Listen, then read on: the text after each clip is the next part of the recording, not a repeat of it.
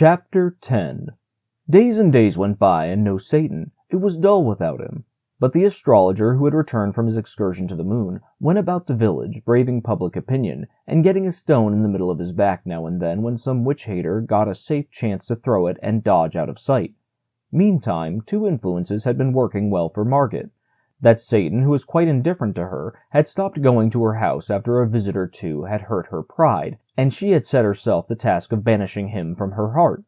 Reports of Wilhelm Midling's dissipation brought to her from time to time by old Ursula, who had touched her with remorse, jealousy of Satan being the cause of it, and so now, these two matters working upon her together, she was getting a good profit out of the combination. Her interest in Satan was steadily cooling, her interest in Wilhelm as steadily warming. All that was needed to complete her conversion was that Wilhelm should brace up and do something that should cause favorable talk and incline the public toward him again. The opportunity came now.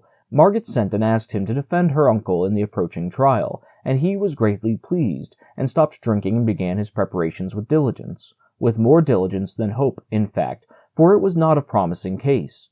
He had many interviews in his office with Seppi and me, and threshed out our testimony pretty thoroughly, thinking to find some valuable grains among the chaff, but the harvest was poor, of course. If Satan would only come, that was my constant thought. He could invent some way to win the case, for he had said it would be won, so he necessarily knew how it could be done. But the days dragged on, and still he did not come. Of course I did not doubt that it would be won, and that Father Peter would be happy for the rest of his life, since Satan had said so. Yet I knew I should be much more comfortable if he would come and tell us how to manage it.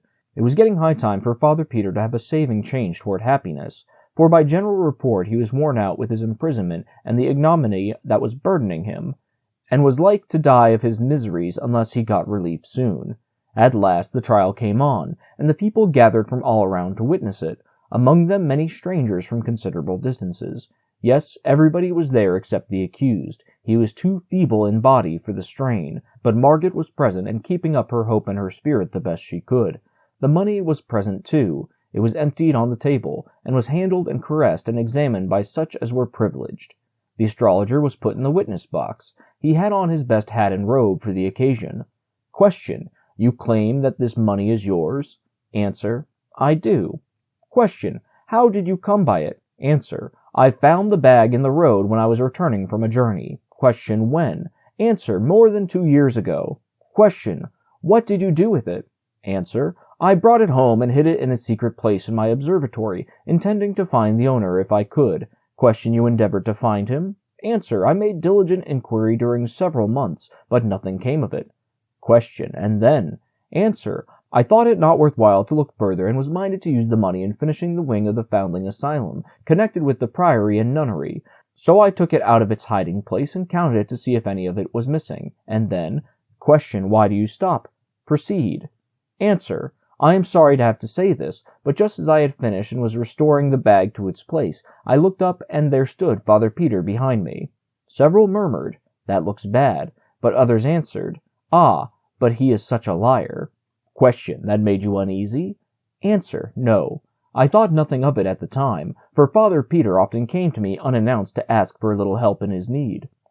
Margaret blushed crimson at hearing her uncle falsely and impudently charged with begging, especially from one he had always denounced as a fraud, and was going to speak, but remembered herself in time and held her peace. Question: Proceed. Answer: In the end I was afraid to contribute the money to the foundling asylum, but elected to wait yet another year and continue my inquiries. When I heard of Father Peter's find I was glad, and no suspicion entered my mind. When I came home a day or two later and discovered that my own money was gone, I still did not suspect until 3 circumstances connected with Father Peter's good fortune struck me as being singular coincidences. Question: Pray, name them. Answer: Father Peter had found his money in a path. I had found mine in a road. Father Peter's find consisted exclusively of gold ducats, mine also. Father Peter found 1,107 ducats, I exactly the same. This closed his evidence, and certainly it made a strong impression on the house. One could see that.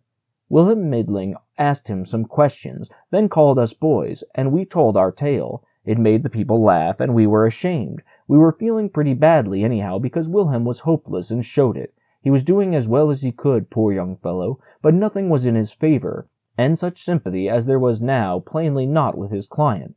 It might be difficult for court and people to believe the astrologer's story, considering his character, but it was almost impossible to believe Father Peter's. We were already feeling badly enough, but when the astrologer's lawyer said he believed he would not ask us any questions, for our story was a little delicate, and it would be cruel for him to put any strain upon it, everybody tittered, and it was almost more than we could bear.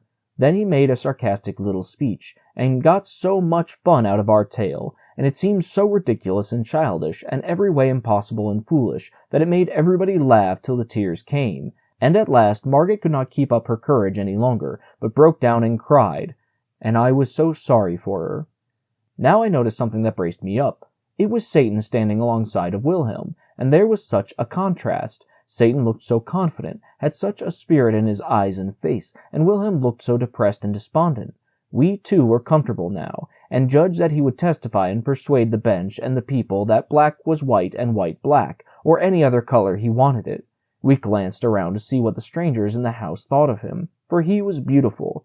You know, stunning in fact, but no one was noticing him, so we knew by that he was invisible. The lawyer was saying his last words, and while he was saying them, Satan began to melt into Wilhelm. He melted into him and disappeared, and then there was a change when his spirit began to look out of Wilhelm's eyes. That lawyer finished quite seriously and with dignity. He pointed to the money and said, "The love of it is the root of all evil. There it lies, the ancient tempter, newly red with the shame of its latest victory, the dishonor of a priest of God and his two poor juvenile helpers in crime. If it could but speak, let us hope that it would be constrained to confess that of all of its conquests, this was the basest and most pathetic." He sat down. Wilhelm rose and said, "From the testimony of the accuser, I gather that he found this money in a road more than 2 years ago. Correct me, sir, if I misunderstood you." The astrologer said his understanding of it was correct. "And the money so found was never out of his hands thenceforth up to a certain definite date, the last day of last year. Correct me, sir, if I am wrong." The astrologer nodded his head. Wilhelm turned to the bench and said, "If I prove that this money here was not that money, then is it not his?" "Certainly not. But this is irregular. If you had such a witness, it was your duty to give proper notice of it, and have him here to—" He broke off and began to consult with the other judges. Meantime, that other lawyer got up excited and began to protest against allowing new witnesses to be brought into the case at this late stage. The judges decided that his contention was just and must be allowed. "But this is not a new witness," said Wilhelm. "It has already been partly examined. I speak of the coin." "The coin? What can the coin say?" "It can say that it is not the coin that the astrologer once possessed. It can say that it was not in existence last December. By its date, it can say this." And it was so. There was the greatest excitement in the court while that lawyer and the judges were reaching for coins and examining them and exclaiming, and everybody was full of admiration of Wilhelm's brightness in happening to think of that neat idea. At last, order was called, and the court said, "All of the coins but 4 are of the date of the present year. The court tenders its sincere sympathy to the accused and its deep regret that he, an innocent man, through an unfortunate mistake, has suffered the undeserved humiliation of imprisonment and trial. The case is dismissed." So the money could speak after all, though that lawyer thought it couldn't. The court rose, and almost everybody came forward to shake hands with Margaret and congratulate her, and then to shake with Wilhelm and praise him, and Satan had stepped out of Wilhelm and was standing around looking on full of interest, and people walking through him every which way, not knowing he was there. And Wilhelm could not explain why he only thought of the date of the coins at the last moment, instead of earlier, and he said it just occurred to him all of a sudden like an inspiration, and he brought it out right without any hesitation, for although he didn't examine the coins, he seemed somehow to know it was true. That was honest of him, and like him. Another would have pretended he had thought of it earlier and was keeping it back for a surprise. He had dulled down a little now, not much, but still you could notice that he hadn't the luminous look in his eyes that he had while Satan was in him. He nearly got it back, though. For a moment when Margaret came and praised him and thanked him and couldn't keep him from seeing how proud she was of him, the astrologer went off dissatisfied and cursing, and Solomon Isaacs gathered up the money and carried it away. It was Father Peter's for good and all. Now. Satan was gone. I judged that he had spirited himself away to the jail to tell the prisoner the news, and in this I was right. Margaret and the rest of us hurried thither at our best speed in a great state of rejoicing. Well, what Satan had done was this. He had appeared before that poor prisoner, exclaiming, "The trial is over, and you stand forever disgraced as a thief by verdict of the court." The shock unseated the old man's reason. When we arrived 10 minutes later, he was parading pompously up and down and delivering commands to this and that and the other constable or jailer, and calling them Grand Chamberlain and Prince this and Prince that and Admiral of the Fleet, Field Marshal in command, and all such fustian, and as happy as a bird, he thought he was emperor.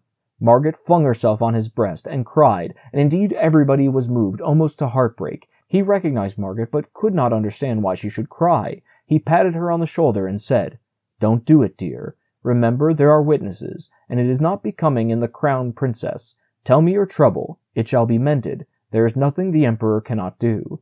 Then he looked around and saw old Ursula with her apron to her eyes. He was puzzled at that, and said, "And what is the matter with you?" Through her sobs she got out words explaining that she was distressed to see him so. He reflected over that a moment, then muttered as if to himself, "A singular old thing. The Dowager Duchess means well, but is always snuffling and never able to tell what it is about. It is because she doesn't know." His eyes fell on Wilhelm. "Prince of India," he said, "I divine that it is you that the crown princess is concerned about. Her tears shall be dried. I will no longer stand between you. She shall share your throne, and between you shall inherit mine. There, little lady, have I done well? You can smile now. Isn't it so?" He petted Margaret and kissed her, and was so contented with himself and with everybody that he could not do enough for us all, but began to give away kingdoms and such things right and left, and the least that any of us got was a principality. And so at last, being persuaded to go home, he marched in imposing state, and when the crowds along the way saw how it gratified him to be hurrahed at, they humored him to the top of his desire, and he responded with condescending bows and gracious smiles, and often stretched out a hand and said, "Bless you, my people." As pitiful a sight as ever I saw, and Margaret and old Ursula crying all the way. On my road home I came upon Satan, and reproached him with deceiving me with that lie. He was not embarrassed, but said, quite simply and composedly, "Ah, you mistake. It was the truth. I said he would be happy the rest of his days, and he will, for he will always think he is the emperor, and his pride in it and his joy in it will endure to the end. He is now, and will remain, the one utterly happy person in this empire." "But the method of it, Satan, the method! Couldn't you have done it without depriving him of his reason?" It was difficult to irritate Satan, but that accomplished it. "What an ass you are," he said. "Are you so unobservant as not to have found out that sanity and happiness are an impossible combination? No sane man can be happy, for to him life is real, and he sees what a fearful thing it is. Only the mad can be happy, and not many of those. The few that imagine themselves kings or gods are happy, the rest are no happier than the sane. Of course, no man is entirely in his right mind at any time, but I have been referring to the extreme cases. I have taken from this man that trumpery thing which the race regards as a mind. I have replaced his tin life with a silver-gilt fiction. You see the result, and you criticize. I say I would make him permanently happy, and I have done it. I have made him happy by the only means possible to his race, and you are not satisfied." He heaved a discouraged sigh and said, "It seems to me that this race is hard to please." There it was, you see. He didn't seem to know any way to do a person a favor except by killing him or making a lunatic out of him. I apologized as well as I could, but privately I did not think much of his processes at that time. Satan was accustomed to say that our race lived a life of continuous and uninterrupted self-deception. It duped itself from cradle to grave with shams and delusions which it mistook for realities, and this made its entire life a sham. Of the score of fine qualities which it imagined it had and was vain of, it really possessed hardly one. It regarded itself as gold, and was only brass. One day when he was in this vein, he mentioned a detail, the sense of humor. I cheered up then, and took issue. I said we possessed it. "There spoke the race," he said, "always ready to claim what it hasn't got, and mistake its ounce of brass filings for a ton of gold dust. You have a mongrel perception of humor, nothing more. A multitude of you possess that. This multitude see the comic side of 1,000 low-grade and trivial things, broad incongruities mainly, grotesqueries, absurdities, evokers of the horse laugh. The 10,000 high-grade comicalities which exist in the world are sealed from their dull vision. Will a day come when the race will detect the funniness of these juvenalities and laugh at them, and by laughing at them, destroy them? For your race, in its poverty, has unquestionably one really effective weapon, laughter. Power, money, persuasion, supplication, persecution. These can lift at a colossal humbug. Push it a little, weaken it a little, century by century, but only laughter can blow it to rags and atoms at a blast. Against the assault of laughter nothing can stand. You are always fussing and fighting with your other weapons. Do you ever use that one? No. You leave it lying rusting. As a race, do you ever use it at all? No, you lack sense and the courage.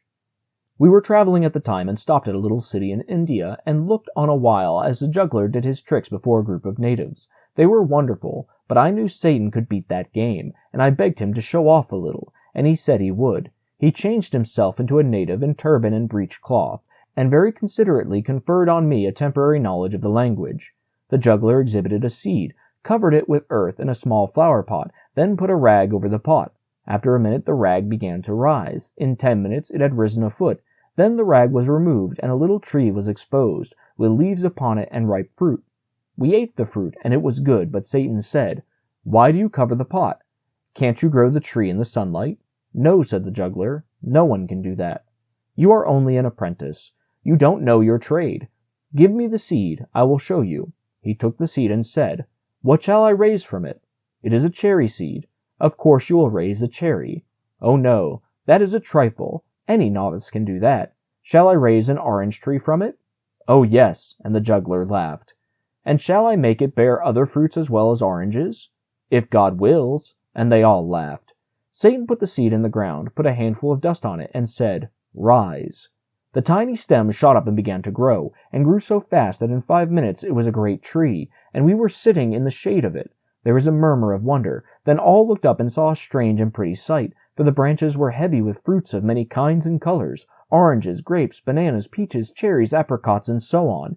Baskets were brought, and the unlading of the tree began, and the people crowded around Satan and kissed his hand and praised him, calling him the Prince of Jugglers. The news went about the town, and everybody came running to see the wonder, and they remembered to bring baskets too. But the tree was equal to the occasion, and it put out new fruits as fast as any were removed. Baskets were filled by the score and by the hundred, but always the supply remained undiminished. At last a foreigner in white linen and sun helmet arrived and exclaimed angrily, "Away from here! Clear out, you dogs! The tree is on my lands and is my property."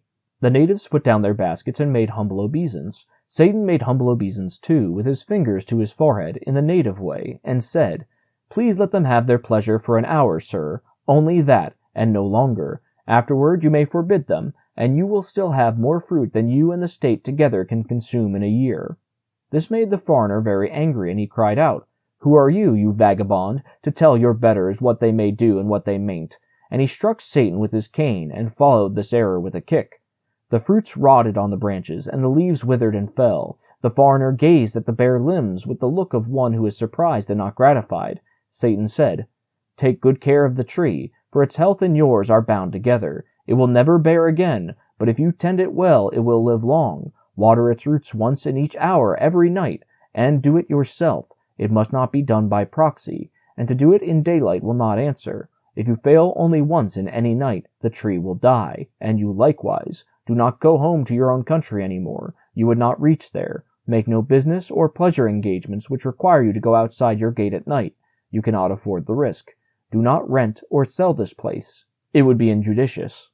The foreigner was proud and wouldn't beg, but I thought he looked as if he would like to. While he stood gazing at Satan, we vanished away and landed in Salem.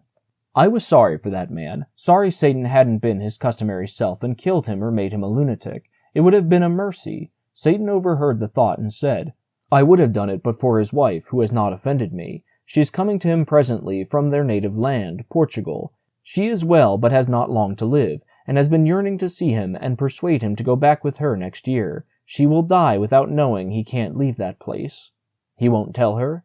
He will not trust that secret with anyone. He will reflect that it could be revealed in sleep, in the hearing of some Portuguese guest servant some time or other.